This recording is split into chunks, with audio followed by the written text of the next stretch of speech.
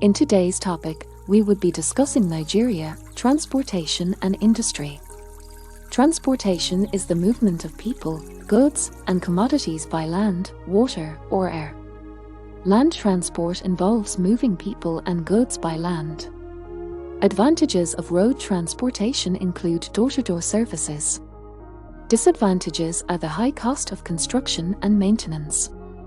Rail transport in Nigeria mostly uses narrow-gauge railway lines. Advantages of rail transport include transporting bulky goods conveniently long distances. Disadvantages involve high construction and maintenance costs. Air transport moves people and goods quickly by air. Advantages of air transport are speed and accessibility. Disadvantages include high operational and maintenance expenses.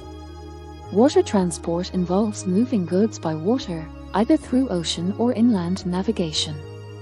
Advantages of water transport are cost-efficient international transport. Disadvantages of water transport is that they are the slowest compared to air and land transport. Industries in Nigeria include manufacturing industries that turn raw materials into new products.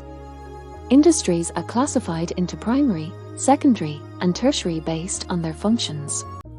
Primary industries extract raw materials from nature.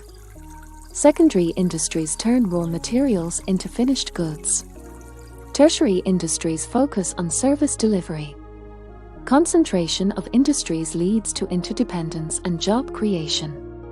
However, it can cause congestion in traffic, industries, and housing. Thanks for watching. See you in the next video.